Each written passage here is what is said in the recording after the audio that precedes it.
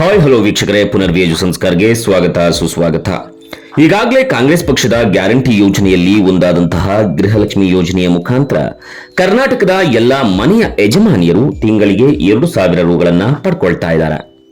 Central government ನಲ್ಲಿ ಕಾಂಗ್ರೆಸ್ ಸರ್ಕಾರ ಏನಾದರೂ ಅಧಿಕಾರಕ್ಕೆ ಬಂದ್ರೆ ಪ್ರತಿ ತಿಂಗಳು 10,500 ರೂಗಳನ್ನು ಕೊಡ್ತೀವಿ ಅಂತ ಹೇಳಿದ್ರು. ಹಾಗಾದ್ರೆ ಈ 10,500 ರೂಗಳನ್ನು ಯಾವ ರೀತಿ ಪಡ್ಕೊಳ್ಬೇಕು? ಇದಕ್ಕೇನಾದ್ರೂ ಅರ್ಜಿಯನ್ನ ಸಲ್ಲಿಸಬೇಕಾ?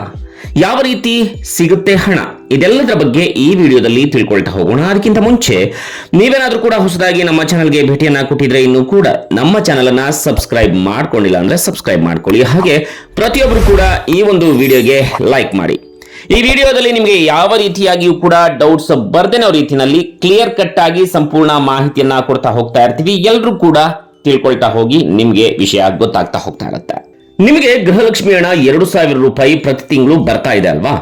ಇಲ್ಲಿ ಮೊದಲಿಗೆ 11ನೇ ಕಂತಿನ ಹಣದ ಬಗ್ಗೆ ಶಾರ್ಟ್ ಕಟ್ ಆಗಿ ನಿಮಗೆ ತಿಳಿಸ್ಕೊಡ್ತಾ ಹೋಗ್ತೀನಿ. ಗೃಹಲಕ್ಷ್ಮಿ ಹಣ 11ನೇ ಕಂತಿನ ಹಣ ನಿಮ್ಮ ಖಾತೆಗೆ ಬರಬೇಕಿತ್ತು. ಅದು ಇದುವರೆಗೂ ಕೂಡ ಯಾವ ಜಿಲ್ಲೆಗೂ ಕೂಡ ಬಂದಿಲ್ಲ, ಯಾವ ತಾಲೂಕಿಗೂ ಕೂಡ ಬಂದಿಲ್ಲ, ಹಾಗೆ ಯಾರಿಗೂ ಕೂಡ ಬಂದಿಲ್ಲ. ಒಟ್ಟಾರೆಯಾಗಿ ಹೇಳೋದಾದ್ರೆ 11ನೇ ಕಂತಿನ ಹಣ ಇನ್ನೂ ಬಿಡುಗಡೆ ಹಾಗೆ ಇಲ್ಲ. ಹಾಗಾದ್ರೆ ಯಾವಾಗ 11ನೇ ಕಂತಿನ ಹಣ ಬಿಡುಗಡೆ ಆಗುತ್ತೆ ಅನ್ನೋದನ್ನ ನೋಡೋದಾದ್ರೆ ಮುಂದಿನ ತಿಂಗಳು ಎಲೆಕ್ಷನ್ ಮುಗಿದ ನಂತರ, ಅಂದ್ರೆ ಎಲೆಕ್ಷನ್ ರಿಸಲ್ಟ್ ಬಂದ ನಂತರ ಹಣ ಎಲ್ಲ ಕೂಡ ಗೃಹಲಕ್ಷ್ಮಿ ಹಣ ಬಿಡುಗಡೆ ಆಗುತ್ತೆ. ಅಲ್ಲಿವರೆಗೂ ಕೂಡ ನೀವು ವೇಟ್ ಮಾಡ್ತಾ ಇರಬೇಕು. ಗೃಹಲಕ್ಷ್ಮಿಯರು 2,000 ರೂಗಳನ್ನ ಪ್ರತಿ ತಿಂಗಳು ಪಡ್ಕೊಳ್ತಾ ಇದ್ದಾರೆ. ಇವಾಗ ನಿಮಗೆ ಕಾಂಗ್ರೆಸ್ ಅವರು ಮತ್ತೊಂದು ಗ್ಯಾರಂಟಿಯನ್ನ ಕೊಟ್ಟಿದ್ದಾರೆ. ಕಾಂಗ್ರೆಸ್ ಏನಾದ್ರೂ ಕೂಡ ಕೇಂದ್ರದಲ್ಲಿ ಅಧಿಕಾರಕ್ಕೆ ಬಂತು ಅಂತಂದ್ರೆ ಪ್ರತಿ ತಿಂಗಳು ಕೂಡ 10,500 ರು ಕೊಡ್ತೀವಿ ಅಂತ ಈಗ ಆಲ್ರೆಡಿ ಘೋಷಣೆಯನ್ನ ಮಾಡಿದ್ದಾರೆ. ಕಾಮನ್ ಆಗಿ ನಿಮಗೆ ಡೌಟ್ ಇರೋದು ಏನಂದ್ರೆ, ಈ ಒಂದು 10,500 ರೂಪಾಯಿನ ಯಾವ ರೀತಿಯಾಗಿ ಪಡ್ಕೊಳ್ಬೇಕು? ಇದಕ್ಕೆ ಏನಾದ್ರೂ ಕೂಡ ಅರ್ಜಿಯನ್ನ ಸಲ್ಲಿಸಬೇಕಾ, ಇಲ್ಲ ಅಂತಂದ್ರೆ ಅದೇ ಬರುತ್ತಾ? ಇದಕ್ಕೆ ಯಾವ ರೂಲ್ಸ್ ಫಾಲೋ ಮಾಡಬೇಕು? ಇದ್ರ ಬಗ್ಗೆ ತಿಳಿಸ್ಕೊಡ್ತಾ ಹೋಗ್ತಾ ಇರ್ತೀವಿ. ಗಮನ ಕೊಟ್ಟು ನೋಡಿ. ಹಾಗೇನೆ ಈ ವಿಡಿಯೋಗೆ ಒಂದು ಲೈಕ್ ಕೊಡಿ.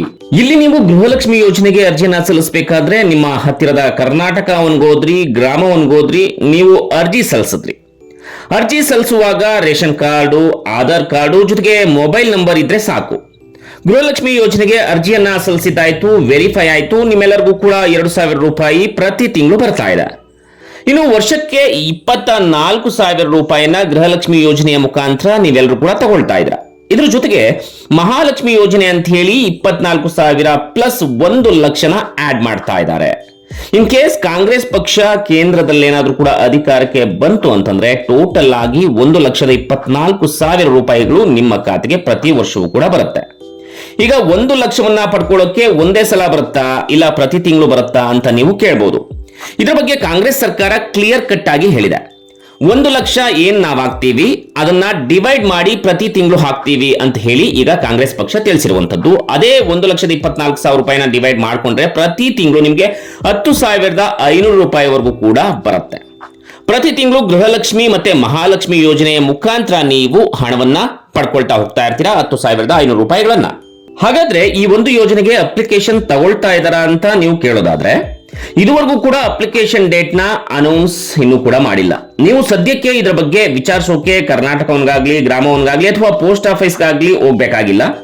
ಎಲ್ಲೂ ಕೂಡ ಸದ್ಯಕ್ಕೆ ಹೋಗಬೇಡಿ. ಯಾಕಂದ್ರೆ ಎಲೆಕ್ಷನ್ ರಿಸಲ್ಟ್ ಬಂದ ನಂತರ ಜೂನ್ 4ನೇ ತಾರೀಕು ಕಾಂಗ್ರೆಸ್ ಪಕ್ಷ ಅಧಿಕಾರಕ್ಕೆ ಬರುತ್ತಾ ಇಲ್ವಾ ಅನ್ನೋದು ಗೊತ್ತಾಗುತ್ತೆ. ಅದಾದ ನಂತರ ಕರ್ನಾಟಕ ಸರ್ಕಾರಕ್ಕೆ ಇಂಟಿಮೇಟ್ ಮಾಡ್ತಾರೆ, ಆಗ ಅಪ್ಲಿಕೇಶನ್ ಅನ್ನ ಓಪನ್ ಮಾಡ್ತಾರೆ. ಕಾಂಗ್ರೆಸ್ ಪಕ್ಷ ಅಧಿಕಾರಕ್ಕೆ ಬಂದ್ರೆ ನಿಮಗೆ 10,500 ರೂಪಾಯಿ ಪ್ರತಿ ತಿಂಗಳು ಸಿಗುತ್ತೆ. ಇಲ್ಲ ಅಂತಂದ್ರೆ ಪ್ರತಿ ತಿಂಗಳು ಗೃಹಲಕ್ಷ್ಮಿಯ ಹಣ ಮಾತ್ರ 2,000 ರೂಪಾಯಿ ನಿಮ್ಮ ಒಂದು ಖಾತೆಗೆ ಬರುತ್ತೆ.